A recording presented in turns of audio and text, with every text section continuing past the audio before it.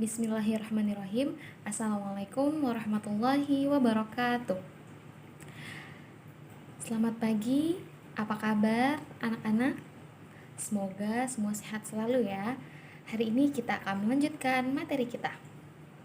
Nah, di gambar ini sudah terlihat ya, ada apa itu? Ya, betul sekali. Itu adalah gambar piramida Agung Giza yang ada di Mesir. Nah, tahukah kamu berapa ya tinggi dari piramida ini? Nah, ternyata tinggi dari piramida Agung Giza ini adalah 146 meter. Wow, tinggi juga ya. Nah, tahukah kamu kalau ternyata pada saat bangsa Mesir mendirikan piramida ini, mereka belum mengenal satuan meter. Lantas bagaimana ya cara mereka untuk membuat piramida ini dengan bentuk yang hampir nyaris sempurna, 5 segi 4, akan tetapi mereka belum mengenal satuan meter. Bagaimana cara mereka mengukurnya?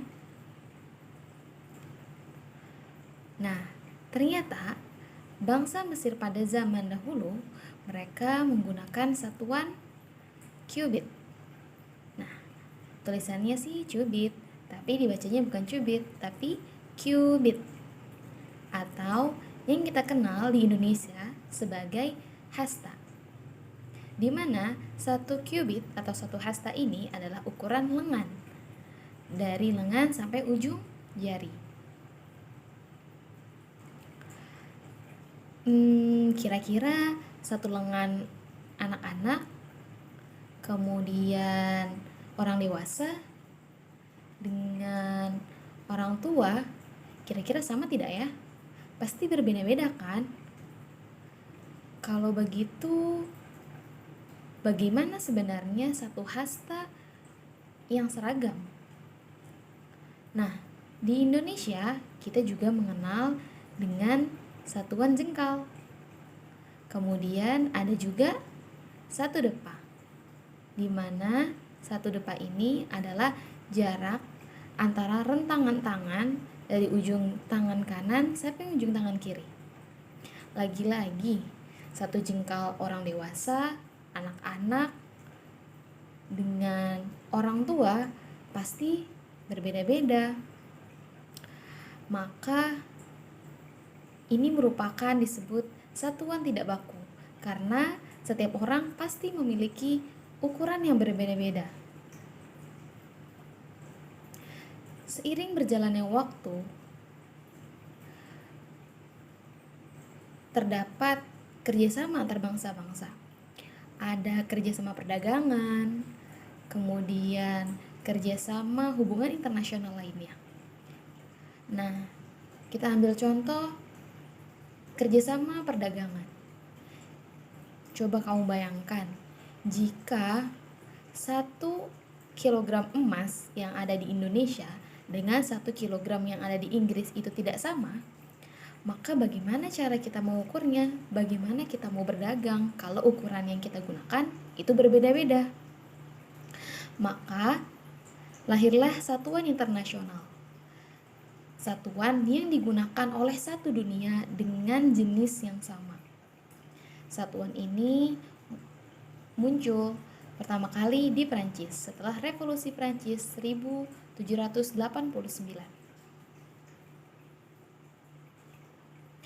Nah, kalau begitu apa saja ya satuan internasional? Dalam fisika kita mengenal besaran pokok, di mana besaran merupakan sesuatu yang dapat diukur. Nah, dari besaran-besaran ini, tadi kita sudah mau menentukan apa ya satuan internasionalnya. Nah, pertama-tama ada 7 besaran pokok yang memiliki satuan internasional. Yang pertama ada panjang, yang satuannya meter, dilambangkan dengan meter. Kemudian ada besaran massa dengan satuan SI-nya adalah kilogram. Kemudian ada waktu, satuan SI-nya second. Kemudian ada suhu yang satuan SI-nya Kelvin. Lalu kuat arus yang satuan SI-nya ampere. Kemudian ada jumlah molekul zat yang satuan SI-nya mol. Yang terakhir adalah intensitas cahaya yang satuannya kandela. Tapi dalam kehidupan kita sehari-hari kita tidak mengukur panjang, massa, waktu, suhu, kuat arus, jumlah zat, jumlah molekul zat, atau intensitas cahaya saja. Contohnya, kita juga biasa mengukur luas kelas, di mana luas kelas ini bukan hanya panjang, tapi adalah gabungan dari panjang kali lebar. Kemudian, kita juga sering mengukur kecepatan, di mana kecepatan ini merupakan gabungan dari jarak dengan waktu. Nah, besaran-besaran inilah yang disebut dengan besaran turunan, di mana besaran turunan ini merupakan gabungan dari beberapa besaran pokok. Adapun besaran turunan yang akan kita pelajari yaitu, pertama, luas. Luas itu lambangnya A ya, jangan lupa, dimana dengan satuan meter pangkat 2. Kemudian ada kecepatan yang lambangnya adalah V kecil, dimana lambang satuannya adalah meter per second. Kemudian ada percepatan yang lambang besaran turunannya adalah A kecil dengan lambang satuan meter per second kuadrat. Begitu juga selanjutnya dengan gaya, tekanan, usaha, dan massa jenis. Kemudian bagaimana ya, kok luas bisa satuannya menjadi meter pangkat 2 atau meter kuadrat? Nah, jadi luas itu rumusnya adalah panjang kali lebar. Kemudian panjang satuannya apa tadi? Ya, meter. Kemudian lebar juga sama, satuannya meter. Maka satuan dari luas adalah meter pangkat 2 atau meter kuadrat.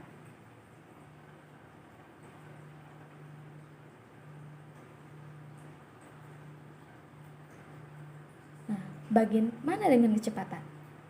Ya, kecepatan rumusnya adalah jarak dibagi waktu, di mana jarak satuannya adalah meter. Kemudian waktu satuannya adalah second. Nah, jadi satuannya adalah meter dibagi second atau meter per second. Atau kita bisa juga tulis meter second pangkat minus 1. Ingat-ingat ya, kalau ada konstanta di bawah per atau yang menjadi penyebut seperti S ini, kemudian S-nya pindah ke atas, maka dia menjadi pangkat minus 1.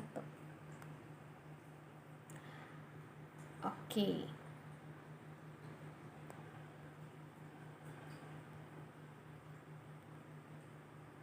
Nah, sekarang yuk tentukan apa ya satuan dari volume.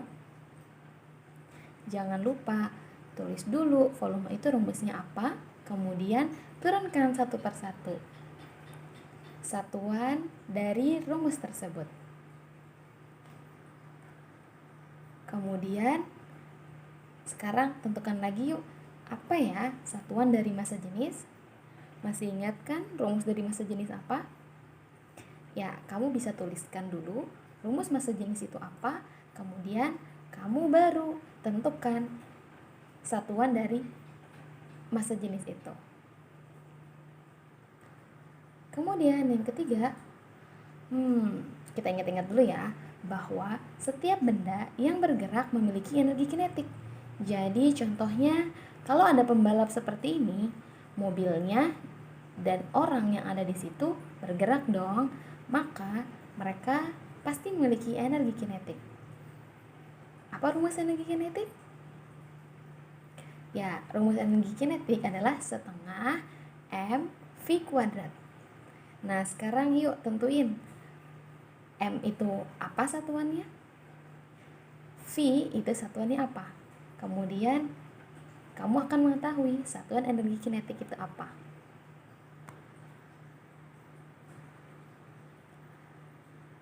Nah, setelah kita mempelajari satuan, sekarang kita akan mempelajari tentang dimensi.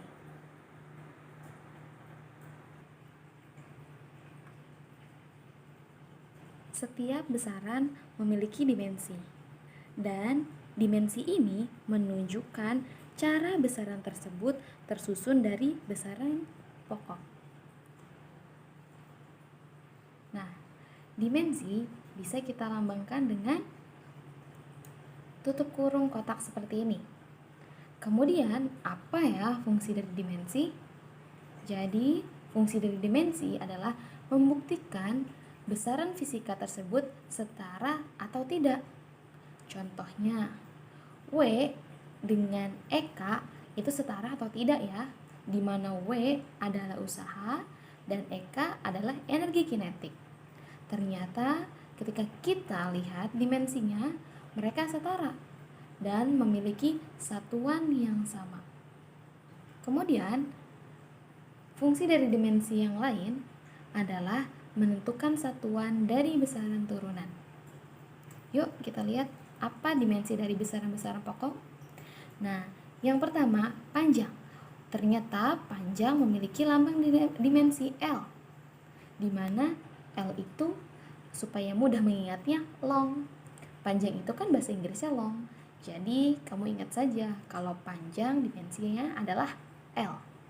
Kemudian yang kedua adalah massa.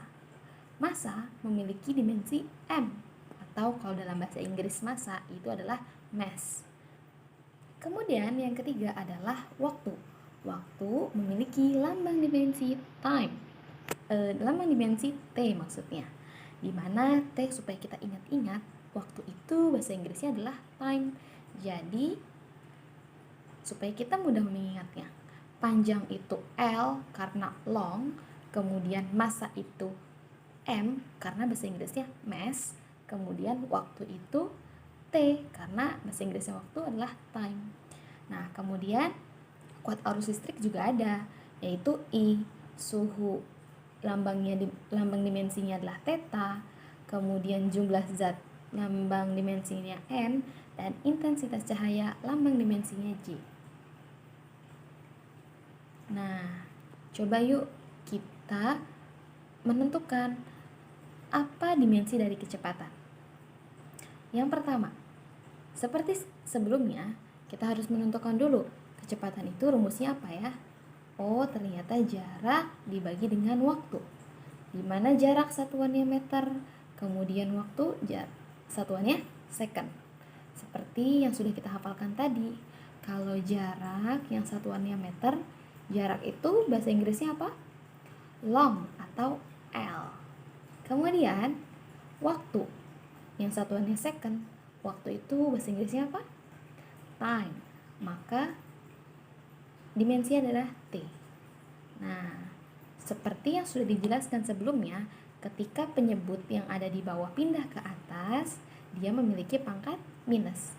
Jadi, dimensinya adalah L T pangkat min 1.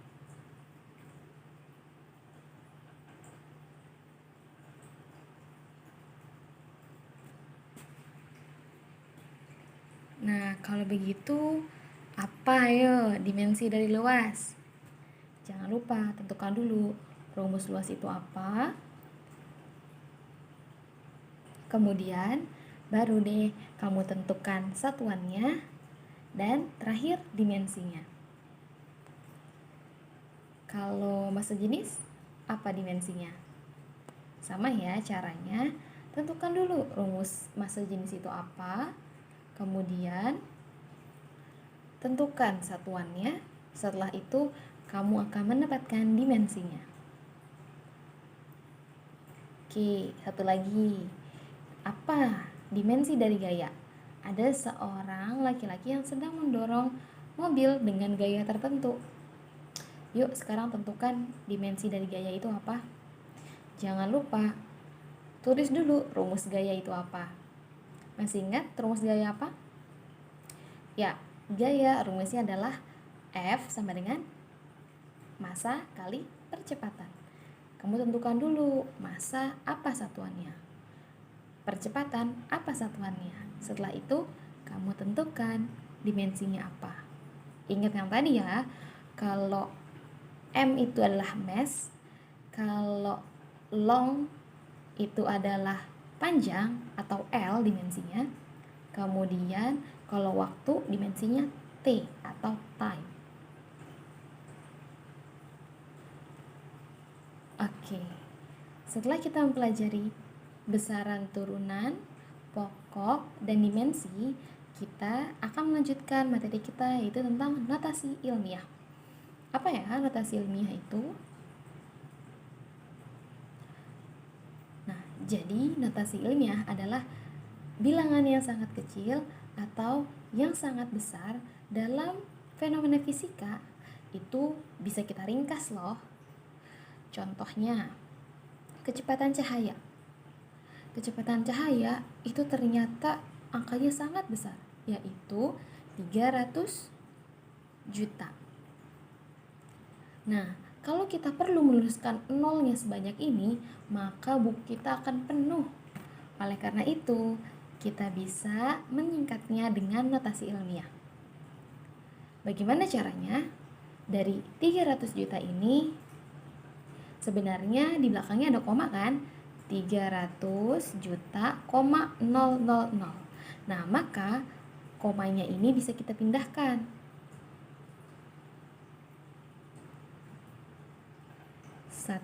Kita pindahkan 1 ke depan. Kita pindahkan 2, kita pindahkan 3. Tapi karena banyak, langsung aja ya, kita pindahkan semua. Berapa 0 yang kita lewatkan? Di sini ada 1, 2, 3, 4, 5, 6, 7, 8. Maka notasi ilmiahnya menjadi 3 kali 10 pangkat 8 meter per second. Karena 10-nya sudah kita ringkas jadi 10 pangkat 8. 10 pangkat 8 100 juta kan? Nah, 3 kali 100 juta sama aja kayak 300 juta. Baik, contoh dari notasi ilmiah lainnya adalah massa elektron. Tahukah kamu kalau massa elektron ternyata sangat ringan, sehingga kamu bisa lihat ada berapa angka di belakang koma. Banyak sekali ya. Nah, maka lagi-lagi kita tidak mungkin selalu menuliskan massa elektron sebanyak ini. Pertama, kita akan buang-buang waktu, kemudian memungkinkan banyak kesalahan, ketiga akan boros kertas. Maka kita bisa menuliskannya dengan notasi ilmiah. Seperti yang sebelumnya juga. Sekarang kita hitung mundur. Dari komanya yang tadinya awalnya ada di depan, kita tarik ke belakang. Kita tarik 1, 2, 3, terus sampai ke belakang. Karena terlalu lama, kalau kita hitung satu-satu seperti itu, langsung saja kita pindahkan ke depan angka 9. Berarti ada berapa 0 yang kita lewati? Ya, ternyata ada 31 angka yang kita lewati. 30-nya adalah angka 0, kemudian satu angkanya adalah angka 9. Jadilah 9,11 dikali 10 pangkat minus 31. Kenapa minus 31? Karena angka yang kita lewati adalah 31 angka. Kenapa dia hasilnya minus? Karena angkanya kita tarik ke belakang. Kalau kita tarik ke belakang, maka pangkatnya akan minus. Berbeda dengan contoh yang sebelumnya. Mari kita lihat. Contoh yang sebelumnya, pangkatnya adalah kita tarik ke depan. Kalau kita tarik ke depan atau kita ringkas ke depan, maka pangkatnya positif. Tapi kalau kita ringkas ke belakang seperti ini, maka pangkatnya negatif. Ingat-ingat ya. Oke. Kita akan lanjut.